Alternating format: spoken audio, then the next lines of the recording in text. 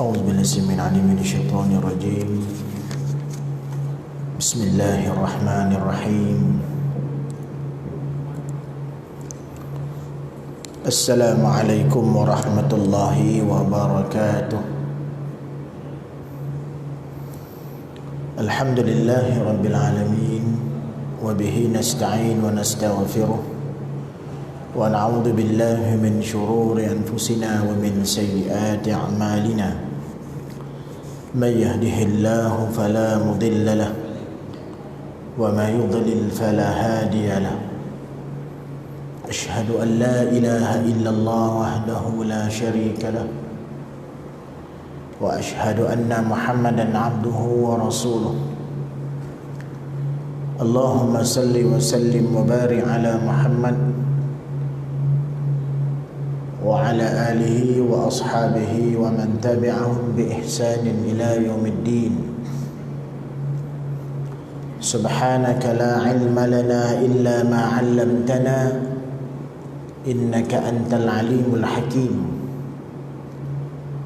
رب اشرح لي صدري ويسر لي أمري واحلل عقدة من لساني يفقه قولي.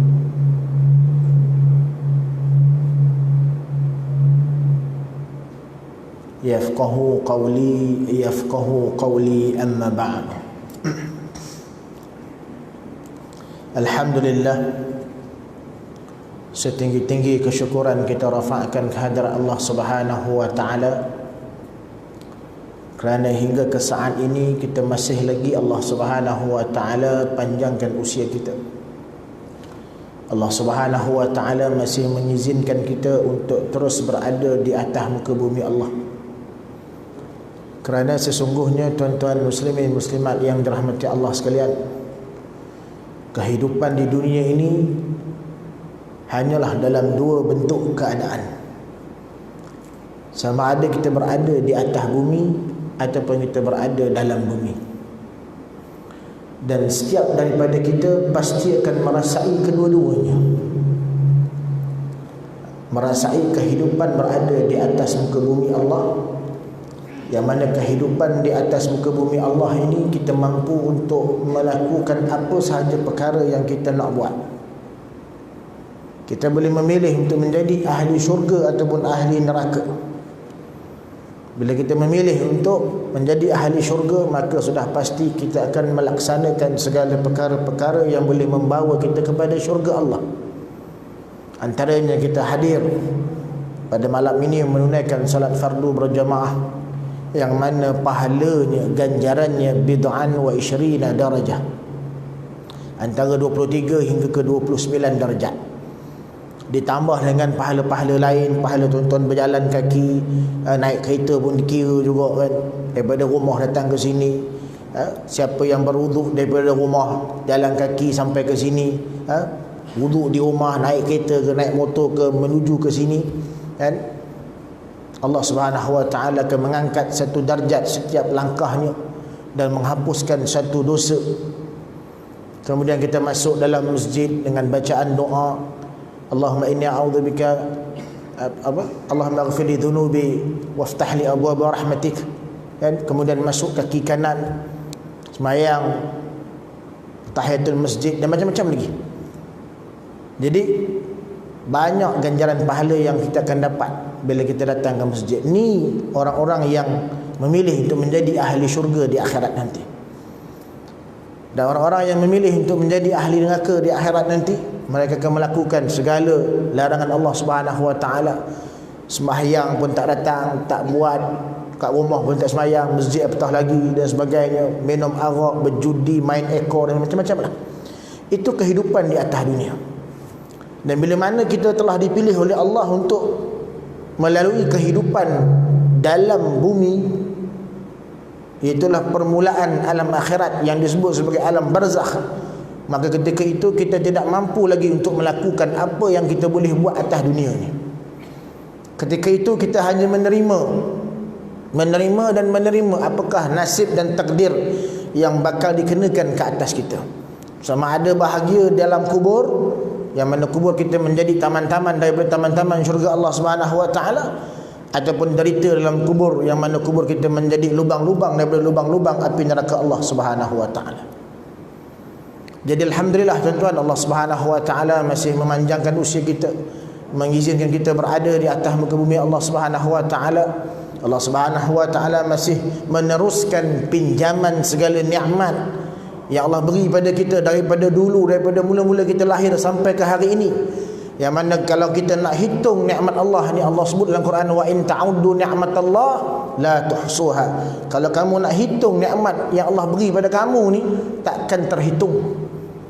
Kita selalu sebut jasa dan pengorbanan ibu ayah tidak akan terbalas. Itu ibu ayah, apatah lagi Allah Subhanahu wa taala yang mengurniakan kita segala macam nikmat, daripada kita berada dalam perut ibu kita sampailah kita berada pada hari ini. Allah Subhanahu wa taala juga tuan-tuan masih mengekalkan kita dalam dua nikmat yang paling berharga, iaitu nikmat Islam dan iman. Yang mana dengan dua nikmat itu kita mungkin tak berapa nak bahagia di atas dunia ni. Yalah, ada orang rumah besar, kereta besar, kerja besar, jawatan besar, gaji besar, tapi kita ala kadar je kan. Tapi kita beriman kepada Allah, kita kekal dalam lingkungan syahadah iaitu Islam, pasti kita akan gembira dan bahagia di akhirat. Tapi dengan dua nikmat ini, kalau tak ada dua nikmat ni, di dunia mungkin kita bahagia, rumah besar dan sebagainya, tapi di akhirat pasti kita derita dan sengsara. Jadi alhamdulillah tuan-tuan, Allah Subhanahu wa taala masih lagi mengurniakan segala nikmat itu kepada kita, dan kita minta kepada Allah Subhanahu wa taala agar kita dipanjangkan umur dan senantiasa berada dalam kebaikan. Kerana Nabi SAW bersabda, khairun nas, manusia yang paling baik ini, manusia yang paling bagus ini, manusia yang afdal ini ialah apa dia? Man tala umuruhu wa hasuna amaluh, iaitu orang yang panjang umurnya dan baik amalannya. Baik, mudah-mudahan kita berada dalam kalangan golongan yang diredai oleh Allah Subhanahu wa taala hinggalah kepada saat dan ketikanya kita bertemu Allah Subhanahu wa taala. Amin, Allahumma amin. Muslimin muslimat yang dirahmati Allah, ini kali pertama saya berada dalam Masjid Mahmudiyah Putrajaya ni. Saya diminta untuk memberikan kuliah setiap Ahad ketiga, insya-Allah. Bermula pada malam ini kita akan mengaji secara berkitab kuliah tasawuf, yang mana permulaan bagi kuliah tasawuf, permulaan bagi orang yang mahu mempelajari tasawuf ini ialah kita akan mengaji kitab penawar bagi hati. Kitab penawar bagi hati, kitab lama, kitab kuning kan. Tapi zaman hari ni dah banyak dah ustaz-ustaz, banyak dah alim ulama yang dah masuk, dah jadikan kepada bahasa moden, walaupun dikekalkan bahasa klasik tu, bahasa lama tu, tapi ditulis dalam bahasa moden juga. Antaranya syarah kepada kitab penawar bagi hati itu kitab Qalbun Salim, yang tebal tu. Jadi banyak dah kitab-kitab yang kitab-kitab lama tu, kitab kuning ni diterjemah ataupun dijadikan kepada kitab-kitab moden, bahasanya bahasa moden yang mudah untuk kita fahami. Tapi saya akan mengajar tuan-tuan menggunakan kitab lama lah. Ni kitab zaman saya belajar di sekolah dulu ni. Tengok tulisan mana, tulisan saya tulis nama saya kan. Ini tak tahulah ni nak kata khat apa ni kan, khat rikaah ke, khat diwan ke, khat ulur melengkor kan. Ni zaman saya sekolah dulu ni. Kitab ni pun dah cari-cari ni kan. Kulit dia pun dah nak terkoyak. Jadi kita akan mengaji menggunakan kitab lama lah. Tuan-tuan nak beli kitab baru, tuan-tuan beli lah. Kitab baru ada jual dia, ada jual di kedai-kedai buku, insya-Allah. Boleh cari kitab penawar bagi hati kan. Jadi kita nak masuk tasawuf ni tuan-tuan, nak belajar ilmu tasawuf ni, dia mesti belajar kitab ni dulu. Jangan meloncat kitab lain. Ini meloncat kitab yang lebih tinggi, yang lebih pening kepala nak faham. Itu yang jadi bahaya tu kan. Nak belajar tasawuf tak ada masalah. Tasawuf ni tuan-tuan, dia satu ilmu yang mencantikkan Selain daripada membicarakan soal anggota, 7 anggota yang biasa dibicarakan, bicara pasal mata, bicara pasal telinga, bicara pasal lidah mulut, bicara pasal perut, bicara pasal faraj, kemaluan, bicara pasal 2 tangan, 2 kaki. Ia juga membicarakan pasal hati. Kemudian membicarakan juga pasal apa? Pasal sifat madhmumah, 10 sifat madhmumah, dan membicarakan 10 sifat mahmudah. Dan itu tasawuf. Selain daripada benda-benda itu, tuan-tuan, tasawuf ni juga dia suatu ilmu yang mana bila kita gabung jalinkan dengan syariat, kita akan lebih banyak memilih hukum wara' daripada hukum syarak. Itu tasawuf. Ini hebat dan pentingnya belajar tasawuf, tuan-tuan. Contoh orang yang belajar tasawuf, orang yang bila belajar tasawuf, dia ada sebut tentang hati, nak jaga hati. Sebab bila hati ni, tuan-tuan, kalau tak dapat dijaga dengan baik, tu yang kadang-kadang sembahyang pun macam nak tak nak, malah nak sembahyang, kan? Kena pula imam tu baca surah panjang sikit, mulalah dia kan, aduh panjang pula imam ni. Nampak tak? Ni kita tak rasa seronok, tak rasa manisnya sembahyang. Sebab apa? Ianya berpunca daripada hati. Jadi orang yang mempelajari tasawuf ni, tuan-tuan, dia nak jaga hati, dia akan lebih banyak memilih hukum wara'. Antaranya apa? Orang-orang yang bertasawuf ni, tuan-tuan, amat jarang sekali memilih makanan yang dimasak di luar, selain daripada dia masak sendiri di rumah. Itu warung Pak Abu, restoran Haji Selamat, memang nama Melayu, memang nama Islam. Tapi orang, bila kita pakai hukum wara', kita akan lebih berhati-hati. Betul, dia orang Melayu, orang Islam, tapi ayam dia tu dia ambil kat mana? Kan?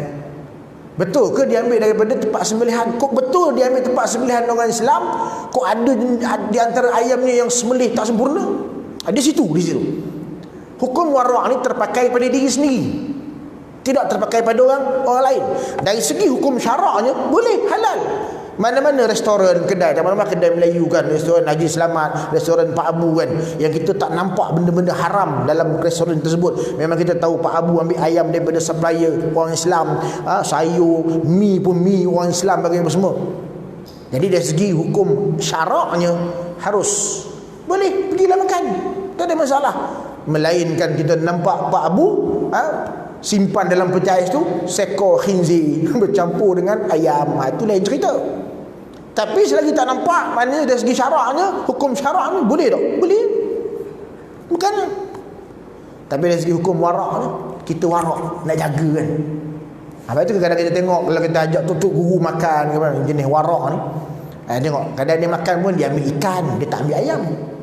Sebab apa? Ayam ni dia bergantung pada sembelihan. Takut sembelihan tak sempurna, sembelihan tak syar'i dan sebagainya. Mungkin di situ berlaku syubhat. Tapi ikan mana ada orang sembelih ikan?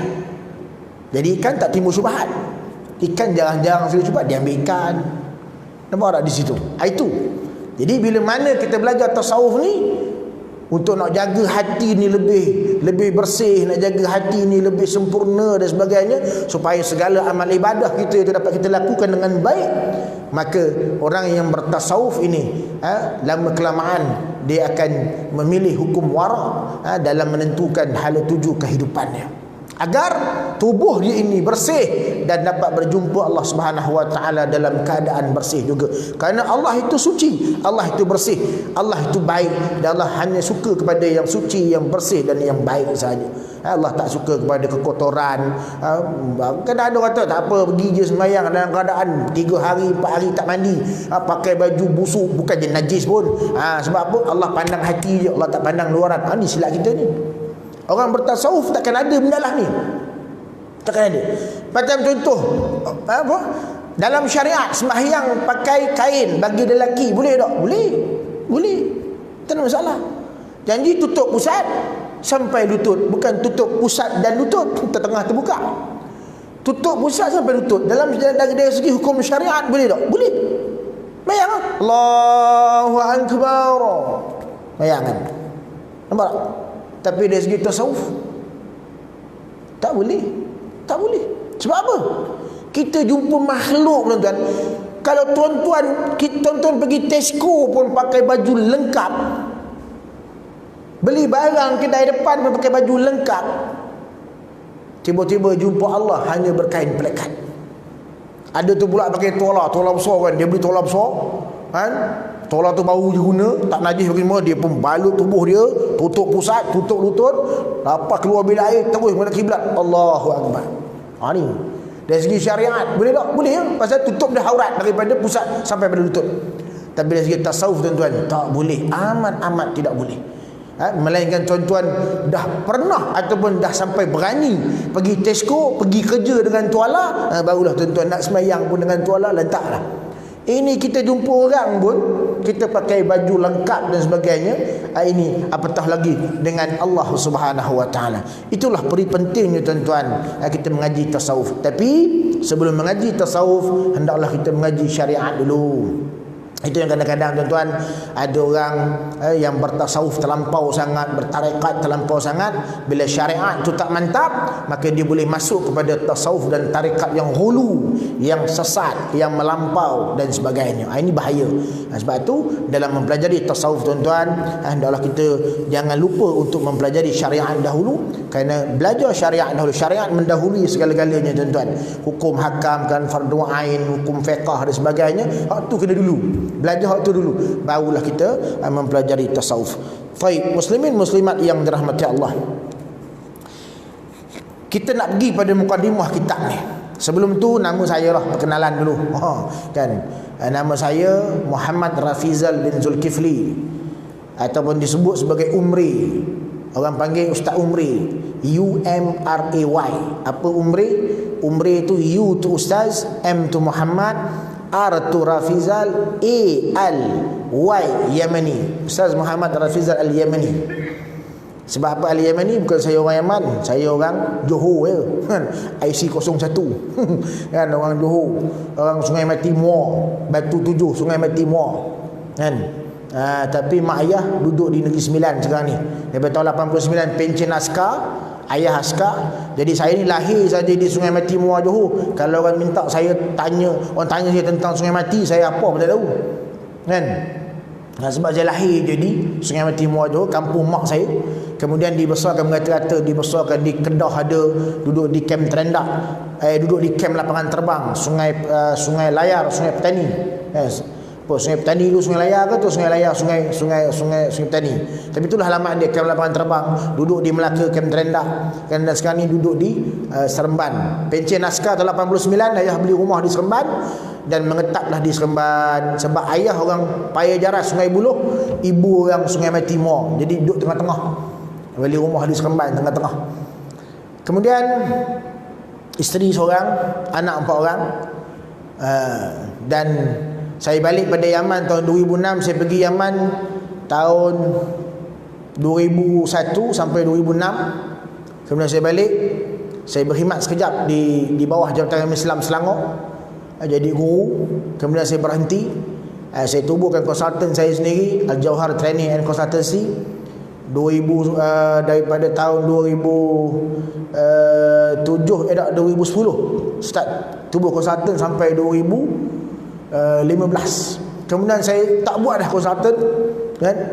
Konsultan saya ni, tuan-tuan, lebih kepada kita beri ilmu dan pendedahan kepada masyarakat. Ada sekolah kata, ustaz boleh tak buat program nangis-nangis? No, saya tak main program nangis-nangis. Kan, nak buat program nangis-nangis senang ya, tuan-tuan, susah sangat pun. Kan, pelajar-pelajar depan kan, umur budak-budak remaja dan sebagainya kan, dia dah seminggu tak jumpa mak ayah dia kan. Lepas tu hari terakhir tu, besok nak jumpa mak ayah kan. Hari terakhir tu masuk dalam dewan, lepas tu tutup lampu, buka satu lampu je. Lepas tu pasang lagu Kitaro.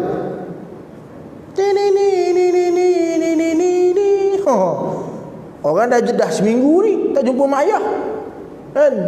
Lepas tu kita pun cerita kan, bayangkan sekiranya kan, ibu dan ayah kamu mati malam ni, teriaklah dia orang. Bukan susah sangat pun. Saya pernah buat, memang teriak menangis-nangis. Tapi lepas pada tu, apa yang dia dapat? Tak ada apa. Mungkin ada segelintir yang berubah, tapi banyaknya yang besok meloncat balik. Sebab tu saya lebih kepada pada program ilmiah. Jadi sekolah-sekolah minta saya buat pun 3 hari ke 2 hari ke, semua program ilmiah. Ilmiah kita bagi dia ilmu, biar dia dapat ilmu daripada dia menangis-nangis. Baik, kemudian saya berhenti dah, tak buat dah. Dan sekarang saya masuk kepada saya jadi pendakwah bebas. Di samping saya buat catering saya sendirilah, umri catering ataupun umri choice. Dan catering saya ni lebih kepada nasi-nasi special, nasi Arab, mendi, kapsah, hanif, maklubah, biryani Pakistan, biryani Bombay, dam Hyderabad, biryani pilau, biryani masala, biryani Bukhari, biryani Arab, biryani batu pahat tak main. Biryani gam batu pahat tak main. Sampailah sekarang. Sampai sekarang. Taib. Muslimin muslimat yang dirahmati Allah. Kita pergi pada muka surat 2. Pergi pada muka surat. Ni kita nak ikut SOP. SOP sampai isyak je. Kuliah macam mana? SOP di pelajar sampai isyak je. Isyak berhenti Okey. Baik. Jadi isyak berapa? 8:45. Kita ada masa lebih kurang 15 minit lah. Baik. Pengarang kitab ni tuan-tuan iaitu Syekh Abdul Qadir Al-Indonesi Al-Mandili. Ataupun nama penuh dia Abdul Qadir bin Abdul Muttalib. Pengarang kitab Penawar Bagi Hati ni tuan-tuan. Dia memulakan kitabnya, mukadimah kitabnya dengan Bismillahirrahmanirrahim. Bismillahirrahmanirrahim. Tuan-tuan, kalimah Bismillahirrahmanirrahim tuan-tuan, satu kalimah yang kalau kita orang beriman kepada Allah Subhanahu Wa Taala, dia tidak boleh lekang, tidak boleh lepas daripada mulut kita, daripada bibir kita. Asal kita nak buat sesuatu perkara yang istitabah ataupun perkara yang baik, perkara-perkara yang kita inginkan keberkatan daripada Allah, yang inginkan rahmat daripada Allah, yang inginkan keredaan daripada Allah Subhanahu Wa Taala, mesti dimulai dengan bismillah. Sebab tu kita bukalah mana-mana buku sekalipun tuan-tuan. Bukalah mana-mana buku sekalipun. Kita takkan jumpa pengarang yang mula-mula je terus alhamdulillahirabbil alamin, tak ada. Dia mesti bismillahirrahmanirrahim dulu. Walaupun begitu tuan-tuan, ada sesetengah kitab yang kalau tuan-tuan mungkin jumpa yang pengarang mulakan dengan alhamdulillahirabbil alamin, bukan bermakna pengarang tidak memulakan dengan membaca bismillah. No. Jadi ada ketikanya pengarang mula dengan alhamdulillahirabbil alamin, segala puji-puji bagi Allah Subhanahu Wa Taala, Tuhan sekalian senang alam. Bukan bermakna pengarang tidak memulai dengan bismillah. Tak, pengarang mulakan dengan bismillah, tetapi bismillah itu tidak direkodkan, tidak ditulis, hanya dibaca sahaja. Sebab apa tuan-tuan? Sebab benda ni kebiasaan yang makruf bagi orang-orang alim, bagi para ulama dan sebagainya. Orang yang boleh buat buku tuan-tuan, kalau kita tengok Imam Nawawi, berapa ratus kitab dia, berapa banyak judul kitab dan sebagainya, ya, sampai dia tak kahwin tuan-tuan, duk mengabdikan diri kepada ilmu dan sebagainya. Orang ini dia tak macam setengah daripada kita. Baru dapat 1-2 hadis, dia habis semua dibid'ahkan. Dapat 1-2 hadis, habis semua disalahkan. Orang jenis ni tuan-tuan, orang yang jenis tawadhu, orang yang jenis merendah diri kepada Allah Subhanahu Wa Taala. Walaupun kadang-kadang benda tu dia tahu, tapi dia lebih suka meraihkan orang tersebut, meraihkan ilmu yang keluar daripada mulut orang tadi, walaupun ilmu tu dia tahu. Ni orang jenis ni. Jadi mana mungkin orang jenis ni, ulama jenis ni, para ulama, para alim ulama kan, menulis buku tanpa memulai dengan bismillah. Sebab sebagaimana Nabi SAW menyebut dalam satu hadis tuan-tuan, kata Nabi apa dia? Kullu amrin dhibalin la yubda'u fihi bi bismillah fahuwa aqta'. Satu riwayat menyebut fahuwa abtar, satu riwayat menyebut fahuwa ajzam. Apa dia? Setiap perkara, setiap perbuatan yang baik atau perkara atau perbuatan yang penting yang tidak dimulai dengan bismillah fahuwa aqta', maka ia terputus. Apa makna terputus? Kita tengok dalam Al-Majmu' Syarah Muhadzab kan, Imam Nawawi menyebut makna aqta' ni ialah hilangnya atau berkurangnya keberkatan dalam suatu perkara tersebut. perkara baik, perkara penting yang kita nak buat. Contoh kita nak pergi masjid, tuan, pergi masjid ni kita tak mulai dengan bismillahirrahmanirrahim. Kita pakai baju, perkara baik tak? Perkara baik. Kita tak mulai dengan bismillahirrahmanirrahim. Makan, tak mulai dengan bismillahirrahmanirrahim. Habis hilang keberkatan, berkurang keberkatan. Nak pergi kerja, tak mulai dengan bismillahirrahmanirrahim. Basuh berah kan, berah, kita nak kucar kan, tak mulai dengan bismillahirrahmanirrahim. Ada sesengah orang punya nak dapat keberkatan ni, dia kucar berah pun, pusing berah pun, pusing lawan ikut putaran tawaf. Memang saya tuan-tuan, saya mengaji dalam bidang perubatan Islam. Bila kita nak buat air kan, kita nak buat air, campuran air, tuan-tuan ni saya bagi tips. Kalau tuan-tuan ada air yang nak dibancuh dengan ubat, contoh Arabic gum kan, yang biasa orang makan Arabic gum.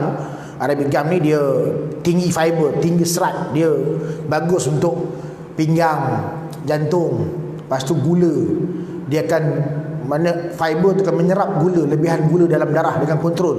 Bagus Arabic gum ni. Kita buh 2 sudu, kita nak kucar tu, kita kucar, kita pusing, kita kacau. Kita kacau. Lalu apa, ikut arah tawaf. Sambil kita kacau tu, kita baca doa selawat syifa kan. Allahumma salli ala sayyidina Muhammadin tibbil qulub dawaiha wa afiyatil abdan wa shifaiha wa nuril absar wa dhiyaha wa ala alihi wa sahbihi wa sallim. Dah selesai tu kita baca doa ataupun selawat syifa tu, baca pula kita minta doa kesembuhan apa dia, Allahumma afini fi badani, Allahumma afini fi sam'i, Allahumma afini fi basari. Kemudian kita minum tu, habis je minum, la ilaha illa anta, niatlah ya Allah ya Tuhanku, sembuhkan aku ya Allah, hilangkan segala penyakitku ya Allah. Ini antara kaedah. Nampak tak? Jadi bila benda-benda yang begini, perkara-perkara baik, nak pakai selipar, nak sisir rambut, semua tu benda-benda baik belaka. Yang mana Nabi bukan setakat memulai dengan bismillahirrahmanirrahim, tetapi Nabi tayammun. Apa tayammun? Mengkanankan. Nak pakai selipar, masuk kanan dulu. Nak masuk seluar, masuk kanan dulu. Nak masuk baju, masuk kanan dulu. Nak sisir rambut, kanan dulu. Nak berwuduk dengan kanan dahulu. Nampak tak? Jadi maknanya tuan-tuan, kalau orang berwuduk dengan kiri, dia mula kiri dulu, dia tak mula kanan. Wuduk sah tak? Sah. Sebab ada kata, tak sah Ustaz, pasal tak ada tertib. No, mendahulukan kanan daripada kiri itu benda sunat. Dia bukan termasuk pada tertib. Tertib ni lah apa dia? Patutnya basuh muka dulu kan. Tuan-tuan mula-mula wuduk, basuh kepala dulu, basuh rambut dulu, basuh kepala dulu. Lepas tu baru basuh muka. Yang tu baru tak sah wuduk. Sebab tak ada tertib di situ. Dia tertib di sini ialah ikut dia punya turutan dia, bukan kanan kiri. Tapi Nabi berwuduk kanan dulu. Nampak tak? Jadi bukan sekadar tayammun, bukan sekadar mengkanankan, Nabi juga memulai dengan membaca bismillahirrahmanirrahim. Jadi sebab itulah pengarang ni memulakan penulisan kitab ini dengan kalimah agung, iaitu dengan lafaz basmalah, bismillahirrahmanirrahim. Yang mana lafaz basmalah ni tuan-tuan, kalau kita lihat, kita dah sebut tadi bahawa ia sangat-sangat disunatkan pada perkara-perkara yang baik. Perkara-perkara yang haram tak boleh baca.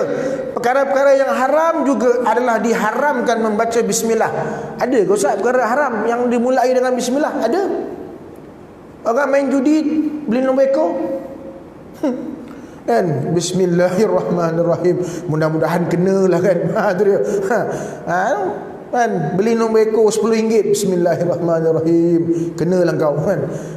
Sebab dia nakkan kena. Dia nak kena kan. Supaya kena nombor tu, dia kata baca bismillah lah, mudah-mudahan ada keberkatan. Apa hukum dia? Haram. Sebab beli nombor ekor tu haram. Maka membaca bismillah pada perkara-perkara yang diharamkan adalah diharamkan. Tak boleh. Tak boleh. Yang disunatkan ialah pada perkara-perkara yang baik, perkara-perkara yang kita nakkan keredaan dan keberkatan daripada Allah Subhanahu wa taala. Baik. Seterusnya tuan-tuan, selepas pengarang memulakan dengan bismillahirrahmanirrahim, pengarang Syekh Abdul Qadir Al-Mandili memulai penulisan kitab ini dengan memuji Allah Subhanahu wa taala.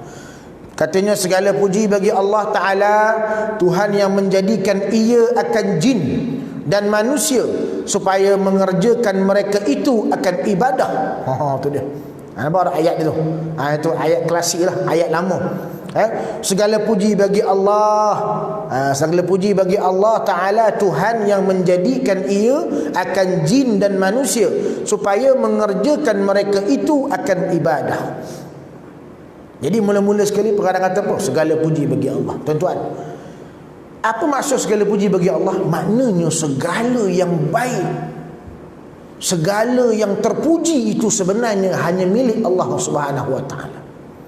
Sebab tu bila orang puji kita, kita kena pulangkan balik pujian kepada Allah Subhanahu Wa Ta'ala. Alhamdulillah. Syekh, tahniahlah naik pangkat. Alhamdulillahirabbil alamin. Ala kulli halin wan ni'mah. Segala puji-puji bagi Allah atas segala perkara dan segala nikmat. Ya Allah beri pada aku, kan? Gitu. Kita pulang balik puji-pujian kepada Allah Subhanahu Wa Ta'ala. Bukan bila orang kata, "Syekh, tahniah naik pangkat." Biasalah bro, kan? Tengok orang lah, kan? See the leg lah, kan? Nampak? Nampak dah tu. Bila mana kita tak memulangkan pujian kepada Allah Subhanahu Wa Ta'ala, maka sedikit sebanyak, lama kelamaan setakat seorang dua orang yang puji kita boleh tahan kira. Bila satu office puji kita, patut office kita ada 5 floor, setiap floor jumpa kita je, tahniah bos. Oh, terbaik kita. Sama-sama, okey. Biasalah. Akhirnya apa? Dia akan membawa kepada apa? Membesarkan diri. Ini nak jaga hati ni. Ni. Bila orang yang bertasawuf, tuan-tuan, dia amat tidak suka dengan pujian. Pujian melampau kawan kita puji melampau kepada dia, sebenarnya menghumban dia dalam api neraka Allah Subhanahu Wa Ta'ala. Tahniah Syekh, enta memang terbaik, tak ada orang lain yang boleh menandingi enta. Orang lain tengok ni, yang ni pun kalah dengan enta. Hebat enta ni, baguslah, cemerlang. Aku tak pernah jumpa orang macam nampak. Macam-macam kita puji dia. Akhirnya apa? Boleh merosakkan hati dia. Dan ketika itu tuan-tuan, syaitan akan memainkan peranan yang memang dinanti-nantikan. Syaitan ni ada lubang peluang, walau sebesar atau sehalus jarum, dia boleh masuk. Dia akan masuk, menusuk dalam hati kita. Dia cucuk hati kita. Dia hasut, dia hembuskan hasutan demi hasutan, yang mana akhirnya kita berfikir, betul juga kan, hak tu dah 40 tahun kerja, 30 tahun kerja, tak naik-naik pangkat. Aku baru 10 tahun dah naik mengatasi dia. Mana memang aku ni hebat lah, mana memang aku ni memang terbaik lah. Nampak akhirnya apa? Akhirnya membawa kepada ujub, membawa kepada bongkak, membawa kepada sombong, membawa kepada besar diri, megah diri dan sebagainya. Sebab tu pujian yang melampau kepada seseorang, sebenarnya kita menghumban dia ke dalam api neraka Allah Subhanahu Wa Ta'ala. Cukup sekadar tahniah. Tahniah. Semoga Allah permudahkan urusan enta. Ataupun tahniah, barakallahu fik, masya-Allah, tabarakallah, nabarak. Kita puji dengan puji-pujian kepada Allah Subhanahu Wa Ta'ala. Masya-Allah Syekh, tahniah, barakallahu fik, masya-Allah, tabarakallah, nabarak di situ. Jadi secara tak langsung orang yang menerima pujian itu juga akan memulangkan pujian kepada Allah, dan secara tak langsung dia akan ingat kepada Allah Subhanahu Wa Ta'ala dengan puji-pujian tersebut. Kerana puji-pujian itu puji-pujian yang kita sebut kepada dia, tapi kita mulakan atau kita sulami dengan kalimah-kalimah pujian kepada Allah Subhanahu Wa Ta'ala. Jadi atas dunia ini tidak ada pujian kepada makhluk, kerana sebenarnya pujian yang layak diberikan ialah kepada Allah Azza wa Jalla, Tuhan sekalian alam, yang menjadikan ia akan jin dan manusia. Supaya apa? Supaya mengerjakan mereka itu akan ibadah.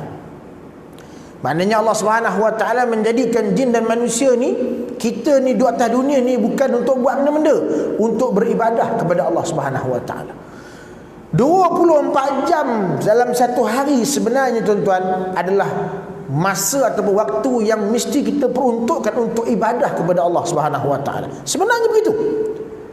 Tapi nanti akan timbul pula orang kata apa? Ustaz, 24 jam nak ibadah, 24 jam nak beribadah kepada Allah, sembahyang bagi apa semua, bila nak kerja? Bukan berah jatuh dari langit, kan? Bukan gula jatuh dari langit. Ini sebenarnya tuan-tuan, salah tafsir, salah faham berkenaan ibadah yang telah dimulai oleh penjajah. Penjajah masa mula-mula datang ke Malaysia ni, benda pertama yang dia buat ialah apa? Mengasingkan ibadah, mengasingkan agama dalam kehidupan. Ni kerja kerja penjajah. Bagi dia tanam dalam pemikiran masyarakat ketika itu, agama ibadah ni ialah sembahyang, cukup jambu, maulid, tahlil, doa selamat. Itu je agama. Tapi dari segi kenegaraan, pemerintahan, ekonomi dan sebagainya tak boleh masuk dalam agama. Ini salah faham berkenaan ibadah yang telah dimulai oleh penjajah di zaman mereka menjajah negara kita pada zaman dahulu. Jadi tuan-tuan muslimin muslimat yang dirahmati Allah, tu dia punya bunyi tu memang suruh berhenti tu. Jadi kita berhenti setakat ni dahulu, kan, kuliah pengajian kita ni baru dapat kita bahas 1 baris setengah ayat. 1 baris setengah ayat, insya-Allah tuan-tuan pada kuliah yang akan datang bulan depan, tuan-tuan cari kitab ni, cari kitab ni, nama dia Penawar Bagi Hati. Kita boleh mengaji berkitab, insya-Allah. Kita akan mengaji word by word, baris demi baris setiap patah perkata. Kerana setiap patah perkata dalam kitab ni bukan omongan kosong, tapi dia bukan butiran ilmu daripada alim ulama yang hebat, iaitu Syekh Abdul Qadir Al-Mandili. InsyaAllah kita akan mengaji pada bulan depan dengan lebih proper lagi, insyaAllah. Cari kitab ni. Kita berhenti setakat ni tuan-tuan muslimin muslimat yang dirahmati Allah. Kita sambung pada kuliah yang akan datang pada bulan hadapan. Wallahu a'lam bissawab. Aqulu qawli hadza wa astaghfirullahal azim li wa lakum. Wassalamu alaikum warahmatullahi wabarakatuh.